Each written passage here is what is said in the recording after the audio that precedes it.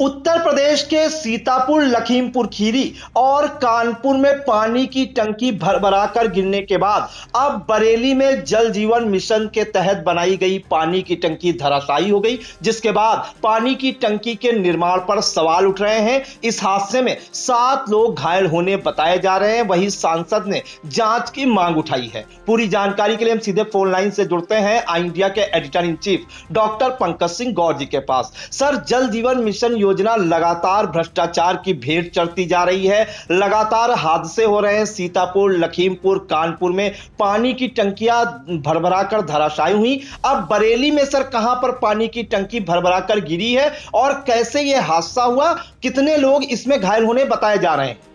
और बिल्कुल प्रांशु, आपको बता दें कि उत्तर प्रदेश के बरेली की ग्राम पंचायत सरदार नगर में अचानक पानी की ऊंची टंकी गिरने से अफरा तफरी का माहौल यहां पर व्याप्त हो गया। इस हादसे में 7 लोग घायल हो गए, जिनमें एक की हालत गंभीर बताई जा रही है। फिलहाल सभी घायलों को तत्काल अस्पताल पहुंचाकर इलाज शुरू कराया गया है, लेकिन स्थानीय लोगों के अनुसार कुछ ग्रामीण रोज की तरह टंकी के पास बैठे हुए थे, तभी अचानक तेज आवाज के साथ पूरी संरचना धराशायी हो गई। मलबे में दबकर कई लोग घायल हो गए। मौके पर मौजूद लोगों ने तुरंत राहत कार्य करते हुए घायलों को बाहर निकाला और चिकित्सा सुविधा के लिए उन्हें अस्पताल पहुंचाया। घायलों में डमरू माली, डोरीलाल गुप्ता, लखपत अंसारी, ठाकुरदास मौर्य, गुड्डू चौहान, बीरपाल सिंह और नन्नू सिंह शामिल हैं। इन सभी का इलाज फिलहाल चल रहा है। बताया जा रहा है यह टंकी हर घर जल हर घर नल योजना के तहत बनाई गई थी, जिससे करीब 6,850 लोगों को पेयजल उपलब्ध कराया जा रहा था। इसका निर्माण 21 दिसंबर 2022 को एनसीसी लिमिटेड ने शुरू किया था, जबकि परियोजना की जिम्मेदारी उत्तर प्रदेश जल निगम के पास थी। निर्माण लागत लगभग 3 करोड़ 62 लाख रुपए बताई जा रही है। ग्रामीणों का जो आरोप है वो टंकी के निर्माण में घटिया सामग्री इस्तेमाल करने का है, जिसके चलते यह हादसा हुआ है। उनका कहना है कि पिछले 1 साल से टंकी से पानी की आपूर्ति हो रही थी, लेकिन अचानक इस तरह गिरना गंभीर लापरवाही की ओर इशारा करता है। फिलहाल जल जीवन मिशन योजना के तहत उत्तर प्रदेश में बनाई गई टंकियां कब भरभराकर गिर जाएं, ये जो है ना तो बनाने वाला जानता होगा, ना तो जिस गांव में है वहां कोई जानता होगा। हालांकि इसकी शिकायतें लगातार आती रही, लेकिन इसकी जांच भी करना मुनासिब नहीं समझा जा रहा है, जबकि हादसे दर हादसे हो रहे हैं। ये कोई पहला मामला नहीं है कि बरेली में जल जीवन मिशन योजना के तहत मात्र 4 साल पुरानी टंकी इस तरीके से भरभराकर गिर गई और लोगों की जान तक जैसे बची गए, समझिए नया जीवन पाए उसके नीचे दब गए। तो ऐसे में सवाल उठ रहे हैं कि उत्तर प्रदेश में पहले भी सीतापुर में 2 हादसे हो चुके हैं, लखीमपुर में हादसा हो चुका है, कानपुर में हादसा हो चुका है, अब बरेली में हादसा सामने आया है। तो ये जल जीवन मिशन योजना सबसे बड़ी भ्रष्टाचार की योजना बताई जाती है। तमाम गंभीर आरोप अक्सर विपक्षी दल के नेता भी लगाते रहते हैं और जहां तक ग्राम पंचायतों का हाल है, ग्राम प्रधान शिकायत करते रहते हैं, लेकिन कोई सुनवाई नहीं होती। जिले के अधिकारियों की हिम्मत नहीं है कि इनकी जांच कर दोषियों के खिलाफ कार्रवाई करें। चूंकि इसके पीछे बहुत बड़ा पावर बताया जाता है, इस वजह से कोई साहस नहीं जुटा पाता है और अक्सर ऐसे हादसे सामने आते हैं और सरकार की फजीहत होती है।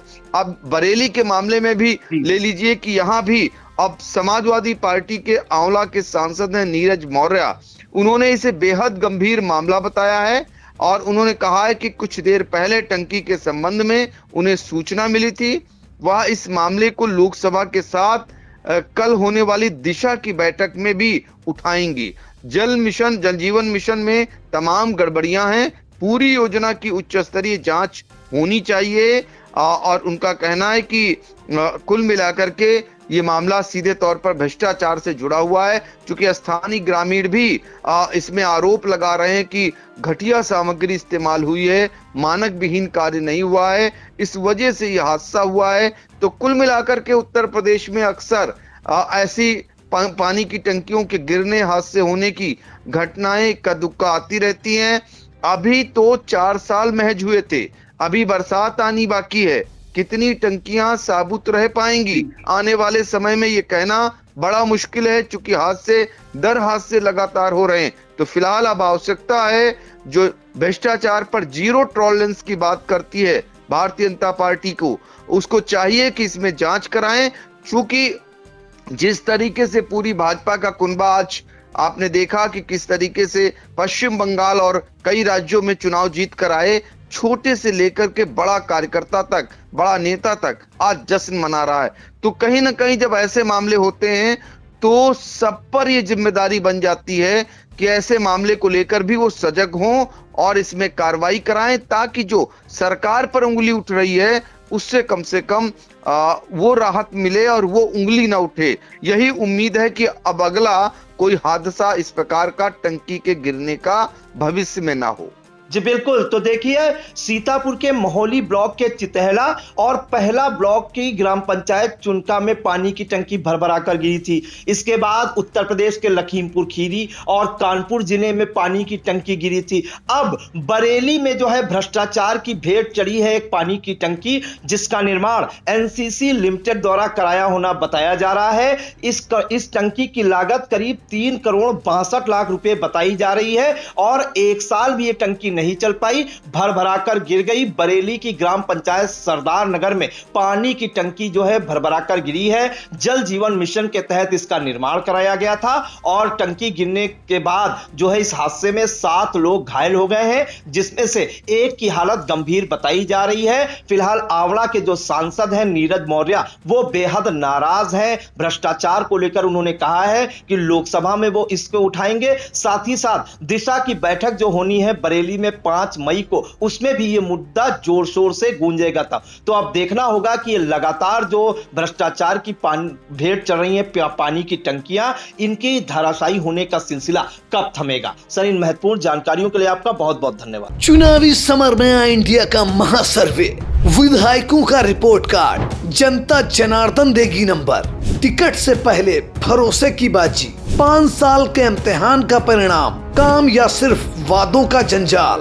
आप अपने विधायक को फिर देना चाहेंगे एक और मौका।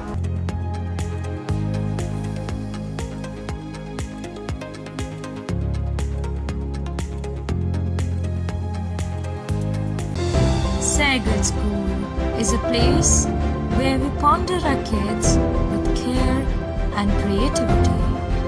We provide students the room to explore their imaginations and enhance their education.